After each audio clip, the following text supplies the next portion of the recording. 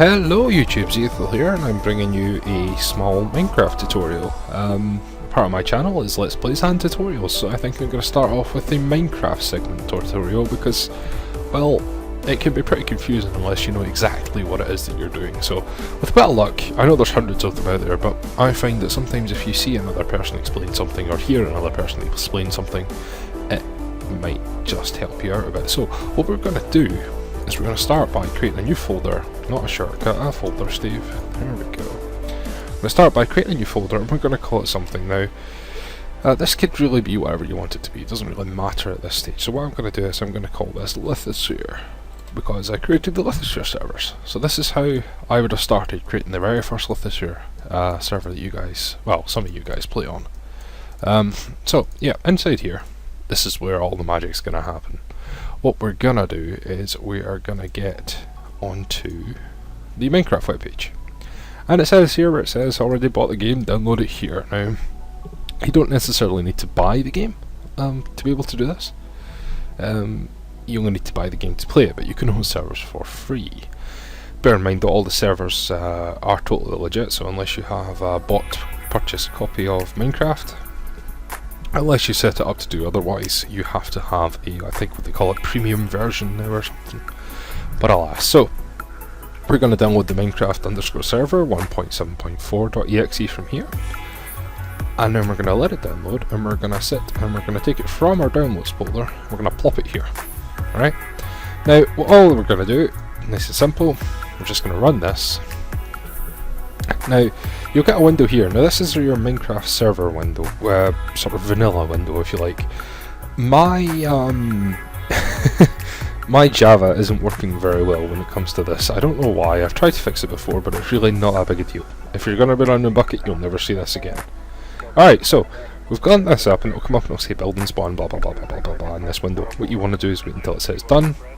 Once that's the case, just close it off, and you'll notice that inside this folder you've got your sort of starting server files. You've got your logs, you've got your actual world, which if you were ever backing up, this is the folder in which to use.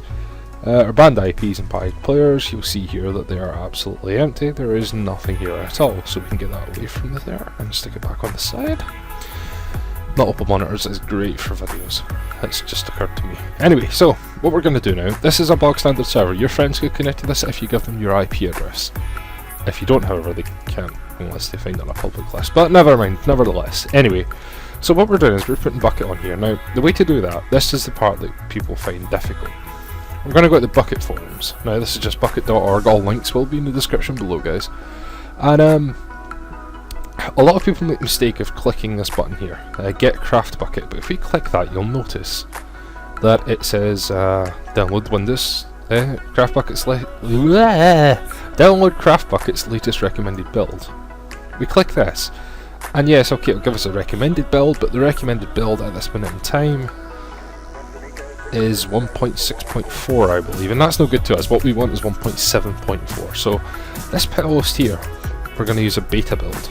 1.7.2, it will be compatible. You generally find that as long as it's a 1.7 point something, it generally works. Not always, but sometimes. So we click on this little hyperlink here and we scroll down to here.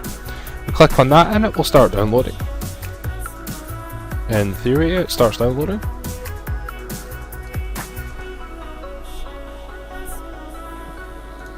I don't know why, but it didn't show up in my downloads folder. I downloaded this prior to doing this. Okay, that's us.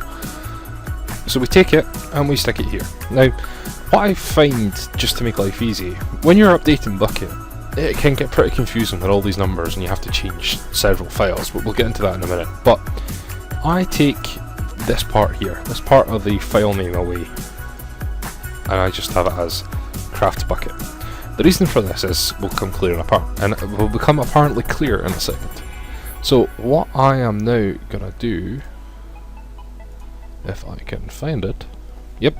Right, what I'm now going to do is I'm going to make a new text document, and I'm going to call this start.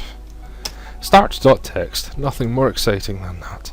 And inside here, I'm going to type a little bit of Java code. Now, I'm not an expert in Java, guys, so I don't exactly know all the ins and outs of this, but basically I believe this is you basically telling Java to run a .jar file using the following amount of memory. So this is how when you buy a server you pay for the RAM. I'm assigning 1 gigabyte to this particular server. You can change these values to like 2048 and put 2 here and it'll give you 2 gigabyte and so on and so forth.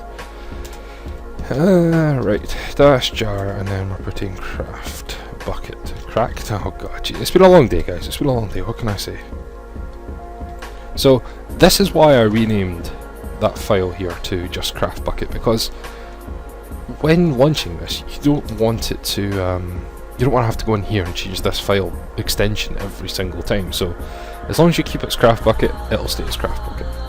Now what we're going to do is we're going to save this, right? Now we could just hit save, right? Okay, we saved it, but that's no good to us. We can't launch text files, it does nothing for us. What we want is to save as. And we're going to change this part here, the text documents, to all files. Alright, just like that. Now what I'm doing here is I'm taking the txt out and I'm replacing it with bat, or rather a batch file. And what a batch file does is it allows you to launch a little line of code here. So you're telling Windows to tell Java, I believe, to use these parameters, launch a jar called craftbukkit.jar. Once that's saved, we hit close, and you'll notice we have 2 starts. We can delete that one, we don't need it anymore. So we get start.bat. When we double click on this, we get our nice command block window here, command prompt, that's the word I was looking for. And you'll see here that it is now preparing our spawn area, making small additions to the map. You'll see here that we've got the nether and we've got the end, they're all pre-rendered. We've got our bucket YML here and our help YML here and blah blah blah blah blah. And that's it guys, that's all there is to it. Our bucket server apparently guys, but our bucket server is now sitting running away in the background. And that's pretty much it. What I will probably do is I will continue this small tutorial and I will start sort of plugins. So if there's any plugins guys you want to see how to install, I will show you them and show you how to configure them. I'll probably start with Essentials and then probably go down Group Manager, possibly Permissions X, whichever it is you want to see. So if you found this video helpful, please hit a like if you'd like to see more of me and listen to this amazing Scottish accent I apparently have. So, you know, hit the subscribe button. I hope this has been of some use to you guys. Take care, I've been Xiathyl, goodbye.